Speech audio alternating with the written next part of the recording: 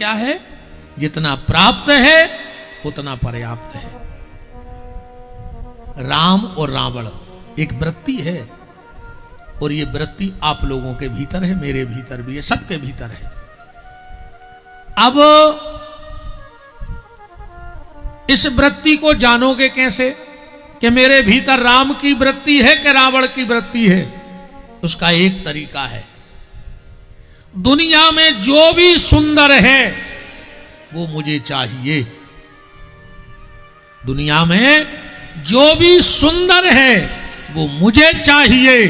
अगर तुम्हारा ऐसा स्वभाव है तो तुम्हारे भीतर रावण की वृत्ति है, और मेरे पास जो है वो दुनिया में सबसे सुंदर है। अगर ऐसा भाव है तो तुम्हारे भीतर राम की वृत्ति है। और जिस दिन तुम्हारे भीतर ऐसा भाव आ गया कि जो भी मेरे पास है वो सबसे सुंदर है, इसलिए आज राम को हम लोग पूजते हैं, भगवान मानते हैं, क्योंकि राम का स्वभाव ऐसा था। और राम का स्वभाव तो ऐसा था कि राम के दुश्मन भी राम की तारीफ करते थे। राम जी ने बाण चलाया रावण पर आखिरी दिन के युद्ध में। एक बाण चला, रावण का एक हाथ कट के जमीन पे गिर गया। एक हाथ कट करके जमीन में गिर गया। रावण ने हाथ उठाया, हाथ पे रखा, और जो हाथ फेरा हाथ फिर जुड़ गया, क्योंकि रावण आयुर्वेद का बहुत बड़ा ज्ञाता था। उसने हाथ जोड़ लिया। किसी ने रावण से कहा, क्यों रावण, तू कैसा आदमी है यार, ये कटा कटाया हाथ जोड़ रहा है? रावण बोला, मतलब?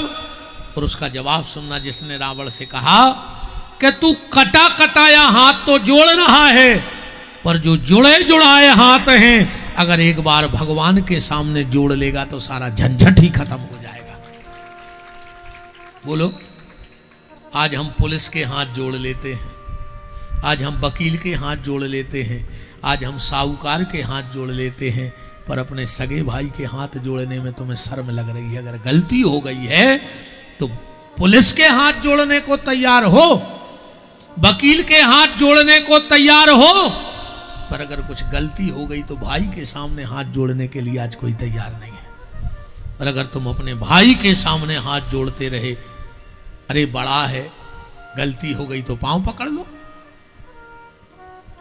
बड़ा ही भाई तो है, हो गई गलती, पांव पकड़ लो। और अगर कोई छोटा है और गलती कर दी तो दौड़ के जाके उसका हाथ पकड़ लो, तो पुलिस पकड़ने तुम्हारे दरवाजे कभी नहीं आएगी। बड़ा है तो पांव पकड़ लो, और छोटा है तो हाथ पकड़ लो, गले लगा लो। तुम्हें किसी के हाथ जोड़ने की आवश्यकता नहीं है। आदमी आज माँ बाप के हाथ नहीं जोड़ता, अगर गलती हो गई हो गई। आज बहू अगर सास के हाथ जोड़ के कह दे कि माँ मुझसे गलती हो गई, या कभी सास गलती कर दे तो अधिकार से बहू का हाथ पकड़ लेके चल, चलो भीतर, हो गया जो हो गया, चलो। पर आदमी पुलिस के पांव तो पकड़ लेता है, पर बड़े भाई के पांव पकड़ने में उसको शर्म लगती है।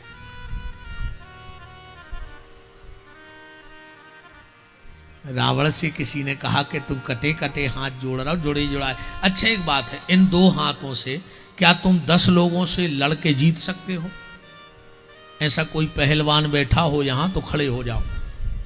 2 हाथों से तुम्हें 10 लोगों से लड़ना है और जीतना है, नहीं जीत पाओगे। पर अगर ये 2 हाथ से तुम लड़के दुनिया नहीं, 10 लोग नहीं जीत सकते, पर अगर ये 2 हाथ जोड़ लो तो विपिन बिहारी की गारंटी है तुम पूरी दुनिया को जीत सकते हो। हाथ से लड़के दुनिया को नहीं जीता जा सकता, पर हाथ जोड़ के इस दुनिया को जीता जा सकता है।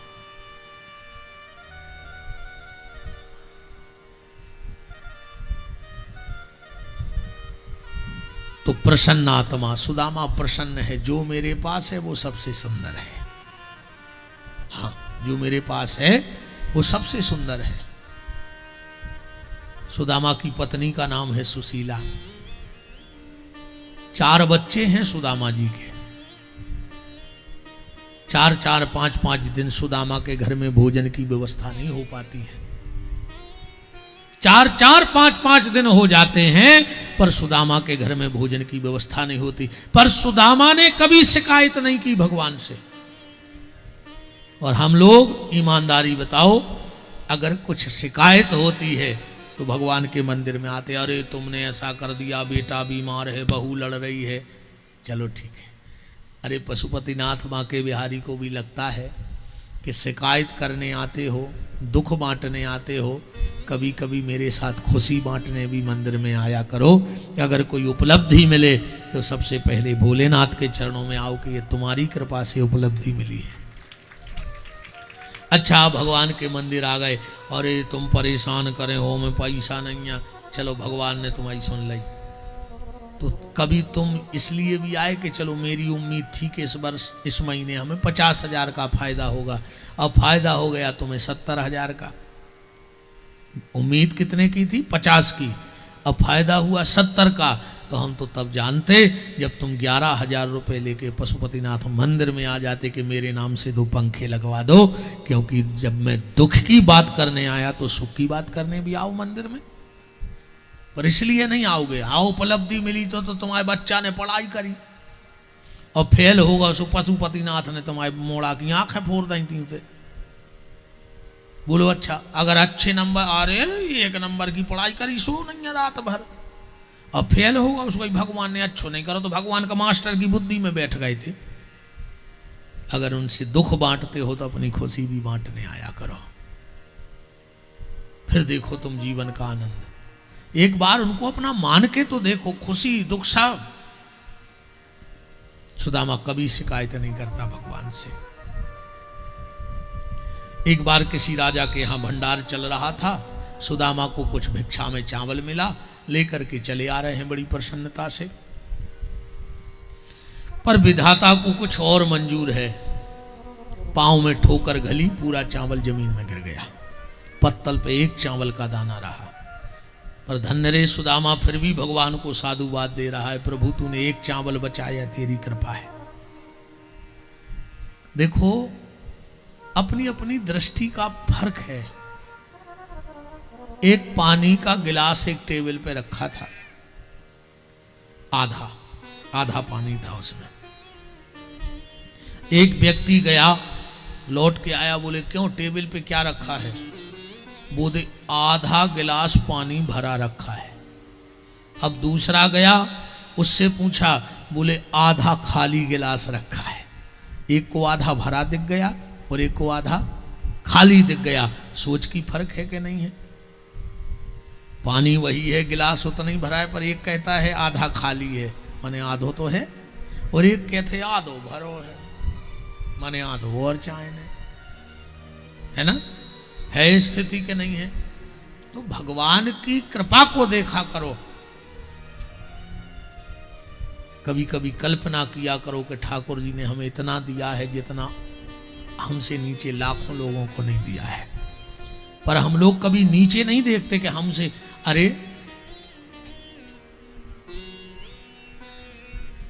अब क्या बताएं हम, का सोच है अपन औरों की। छोड़ो सीताराम, पर कोशिश जा करियो कि अपने नीचे देखो, ऊपर मत देखो, दुखी रहोगे, क्योंकि संतुष्टि दुनिया में कहूं है नहीं है। धीरू भाई अंबानी हरे भी अब पैसे के पीछे दौड़ लगाए हैं, जबकि अगर वे आज से गिने भी बैठे तो आखिरी सांस तक गिनने पे इतनी संपत्ति है। पर फिर जब उनकी संतुष्टि नहीं है तो हमारी दुआई कहां से हो जाए? तो हो जाए संतुष्टि। एक व्यक्ति बताओ कितना होने के बाद फिर कभी नहीं होगी।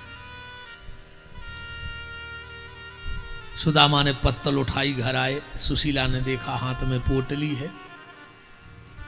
कहा नाथ, आज तो 6 लोगों का पेट भर जाएगा, पोटली बड़ी लग रही है। सुदामा बोले देवी घर में 7 हैं और तुम 6 कह रही हो। सुशीला बोली वाह वाह वाह, 6 लोगों को 6 दिन खाने नहीं मिलता, ये 7वां कौन ले आए?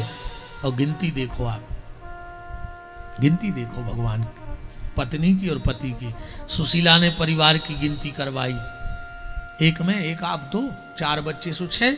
सुदामा जी बोले ना ना ना ना, एक में एक तू सो 2, 4 बच्चे सो 6, और भीतर जो द्वारकाधीश श्री कृष्ण बैठे हैं, क्या वो मेरे परिवार के नहीं हैं?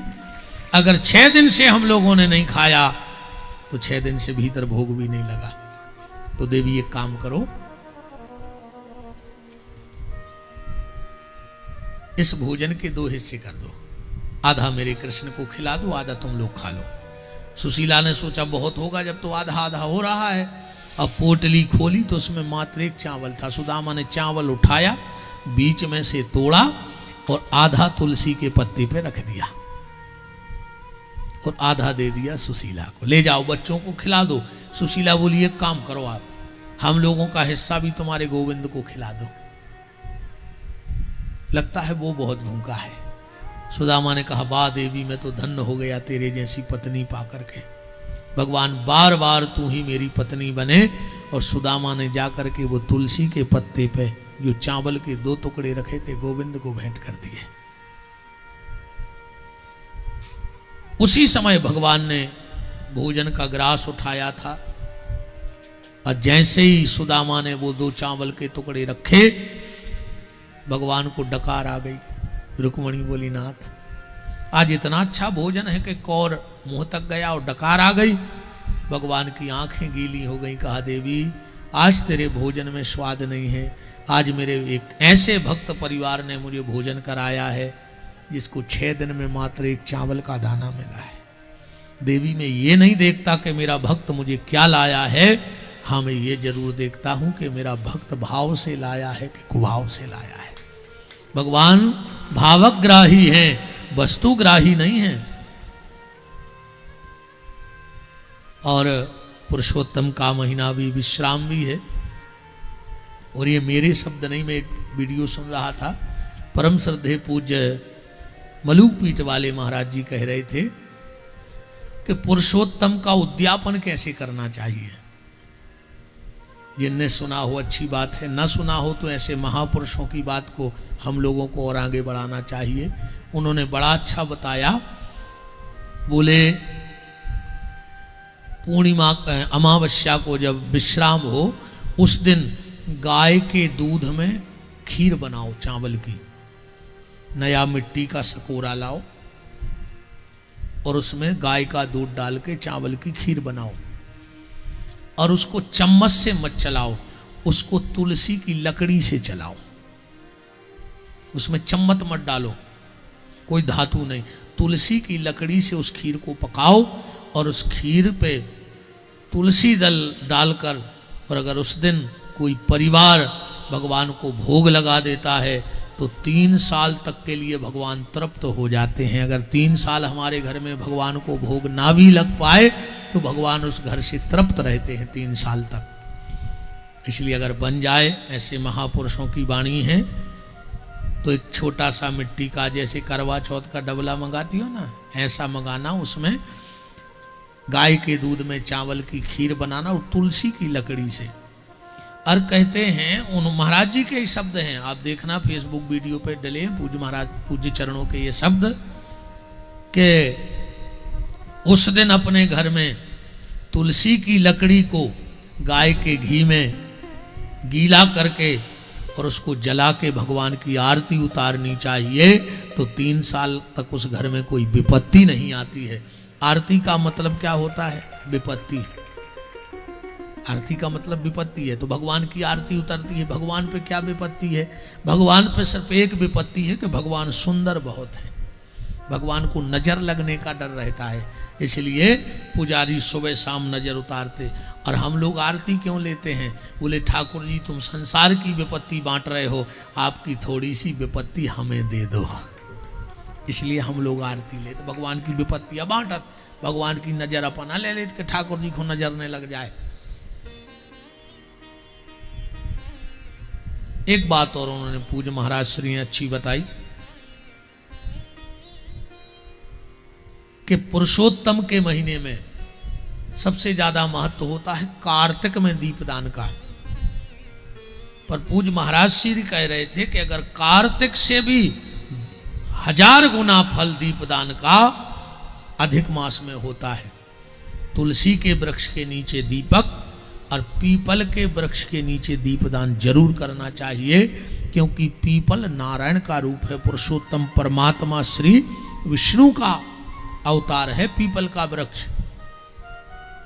तो अभी जितने दिन बचे हैं, लगभग 7-8 दिन बचे हैं, तो 7 ही दिन ऐसा कर लेना कि पीपल के यहाँ दीपदान जरूर करना।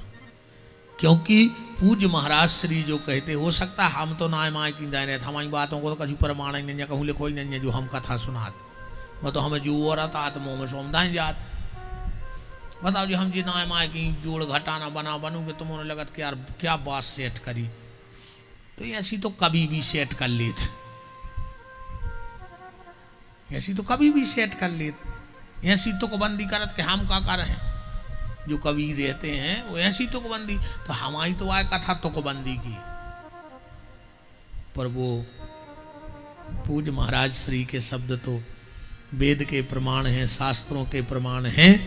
तो कोशिश करना कि इन 7 दिन से, कल से मंगल है, और भगवान करे जब आप कल से दीपदान करने मंगलवार से चालू करो तो सोमती को पुरुषोत्तम का विश्राम तो हो जाए, पर आपके जीवन का मंगल का विश्राम कभी ना होने दें भगवान, ऐसी हमारी मंगल कामना है।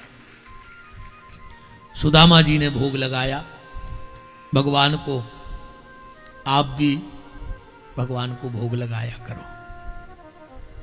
सबसे पहले तो जब थाली में रोटी आवे तो एक बात का विचार करना कि हे प्रभु, अगर ये 2 रोटी आई है तो निश्चित मैंने भी किसी जन्म में किसी को 2 रोटी दी होगी, इसलिए उसने मेरी 2 रोटी लौटाई है। क्योंकि जिसने इस जन्म में रोटी नहीं दी उसको अगले जन्म में रोटी नहीं मिलेगी, और जो अगले जन्म में दे के आया है उस जन्म में रोटी मिल रही है। एक बात और हम आज कहें, अब ना कहना चाहिए पर कह दें, कई लोग अब चाहते कि हम उनके घर जाएं, पर मेरे पास इतना टाइम नहीं बचा है, ज़्यादातर अब सागर से बाहर हूँ। सबको लगता है कि, और बात भी सही है, तुम्हारे घर की कोई रोटी संत खाए, कोई ऐसे विद्वान खाएं तो उसका लाभ है। हम संतों को, ब्राह्मणों को भोजन क्यों कराते हैं?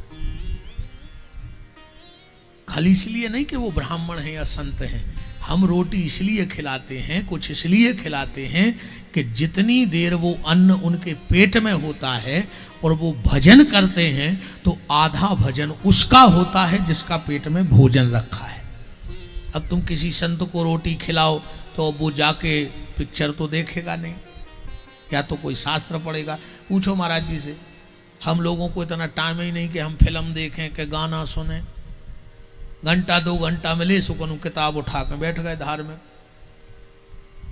तो भगवान का चिंतन कर रहे। तो जितनी देर वो अन्न पेट में होता है उसका आधा भजन उसका होता है जिसका हमने भोजन किया है, आधा मेरा है, आधा जिसका अन्न पेट में है उसका है। इसलिए हम ज़्यादातर चाहते कि हमारे घर संत आए, कुछ खा लें हमारे हाथ से, क्योंकि अब वहाँ से भी निकलेंगे तो गाड़ी में बैठे, अच्छा ऐसी आदत पड़ गई ईमानदारी जा है, मैं सपनों में आऊँ तो भागवत ही को आऊँ, हमें कहूँ सपनों यहाँ है तो भागवत ही को आ।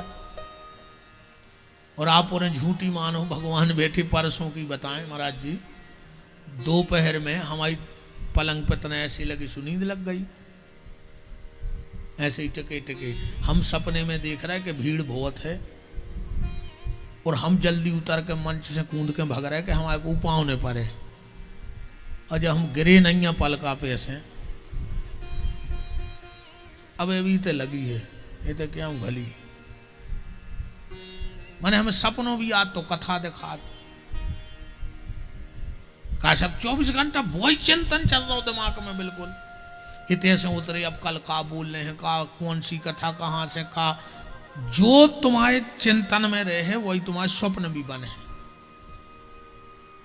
तो बात हम निवेदन ये कर रहे हैं कि अगर तुम्हें लगता है कि तुम्हारे घर में कोई संत आवे रोटी खावे तो मेरी सब बहनें, सबका संकल्प पूरा हो सकता है कि तुम्हारे घर से आज से एक नियम बना लेना पुरुषोत्तम से कि 1 रोटी आज से हम ज्यादा बनाएंगे। हालांकि आजकल तो तुम उन्हें घर वाले को नहीं खुआ रही पूरी, तुम का ज्यादा बने हो। हाँ, पति से पहले पूछे थे आप कितनी खाओगे और जो नकटा के थे 3 एक हो कमा रहे जा जात कि घरे जाके घरवारी पूछे आप कितनी खाओगे, तुम कहियो 3। अगर 3 ही खाने हैं, 3 ही रोटी खाने हैं फिक्स, तो जेल चली जा। बिल्कुल तुल के मिलत है डेली, बिल्कुल फिक्स। तो बैठो भैया, बिराजो बिराजो प्रभु जी बिराजो।